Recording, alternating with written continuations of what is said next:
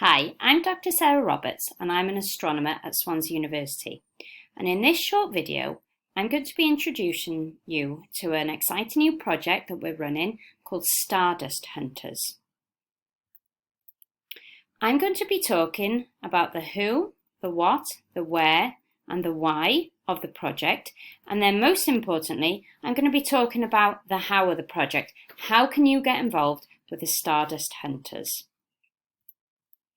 So, looking at who's involved in the project. The Stardust Hunters project is an outreach project that's funded by the Science and Technology Facilities Council, and they're the research council in the UK who fund, among other things, astronomy outreach projects. This project joins together all these amazing places and amazing people who work in these places. So at Swansea University, there's me as the astronomer in the College of Science, and then we also have some researchers in engineering who are experts at looking at very, very small objects.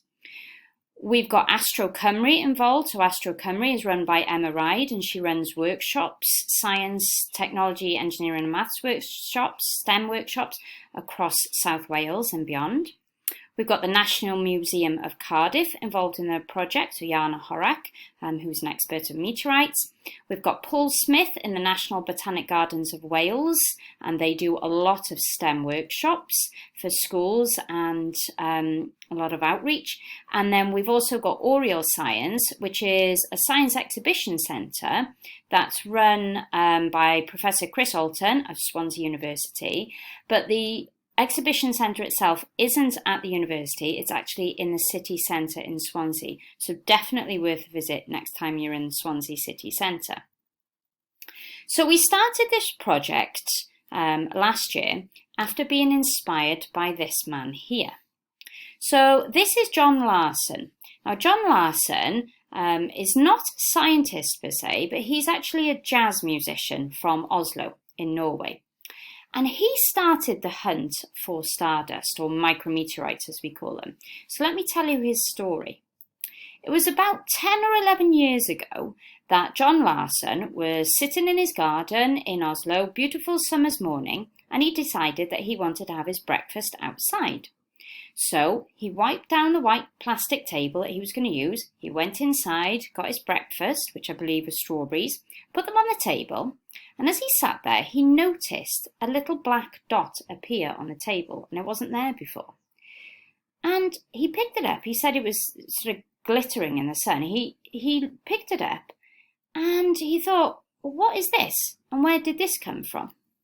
So he started learning more and more about what this little speck of dust might be and where it had come from. And the more he learned, the more he realised that actually these little specks of dust, which come from space, can be everywhere. They can be on our clothes, they can be in our hair when we're walking about outside, they can be found in gardens and rooftops. Scientists did know about these specks, which we call micrometeorites, previously. In fact, the first hunt, or the first search for these was done in, I think it was the 1870s, on a boat where they dredged up part of the sea floor, and they found these micrometeorites there.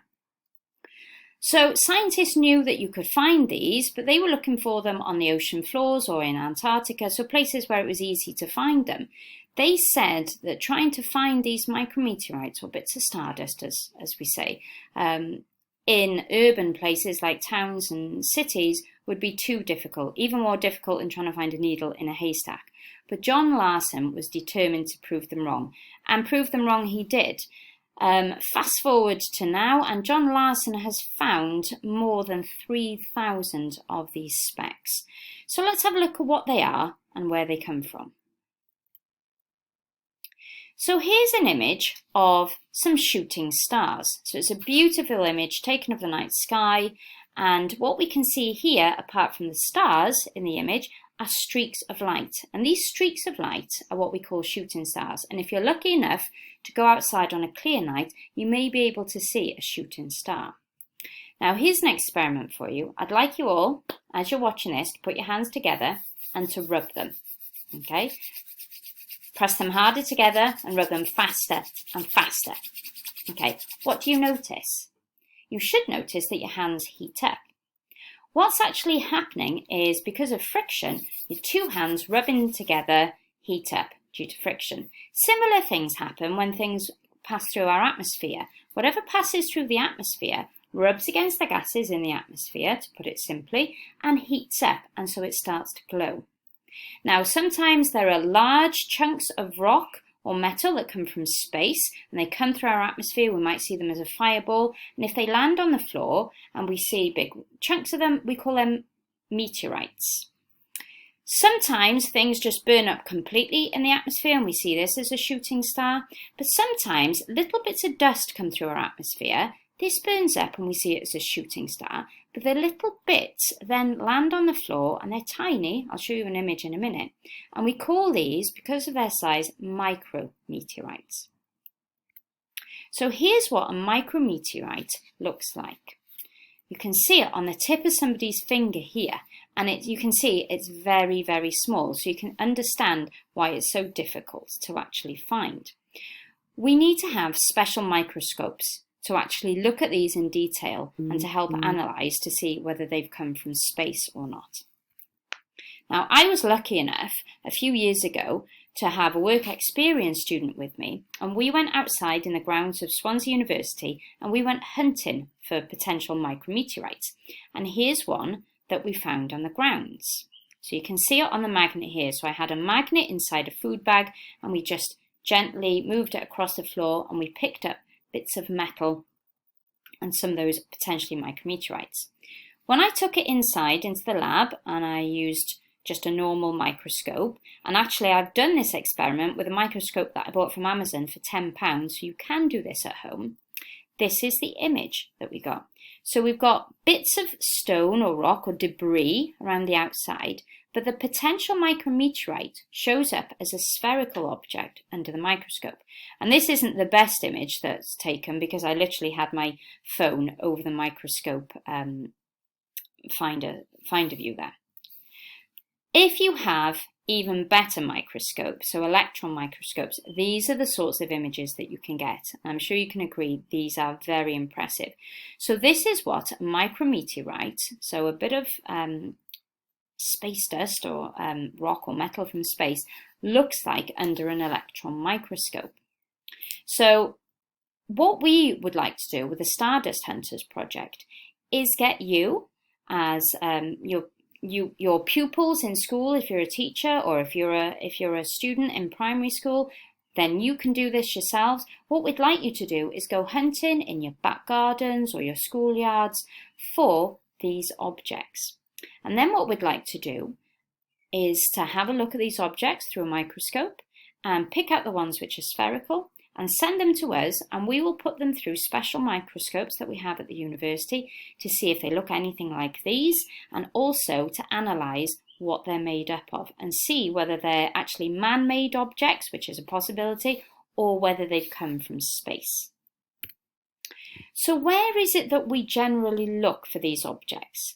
Well, the best place to look is actually on the rooftops of buildings. Now, I do not recommend that you do this because of health and safety, but this picture of John Larson here shows him up on the rooftop sweeping for potential micrometeorites. And this is because they come down with the rain from the sky, or they come down from the sky and they settle on rooftops, and then they're not generally disturbed.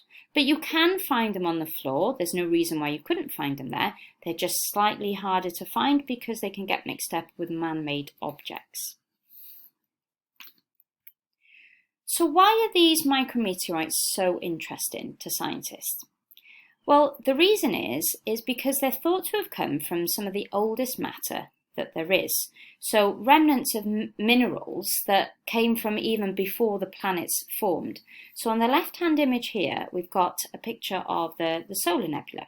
So our solar system, all our planets and our star, formed from a cloud of gas and dust early on, which collapsed down into a disk and started spinning.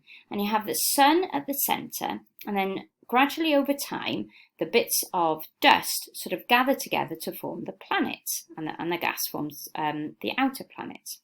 But what you have then is the leftovers of the planets forming, and some of these leftovers are thought to be what make up some of the micrometeorites.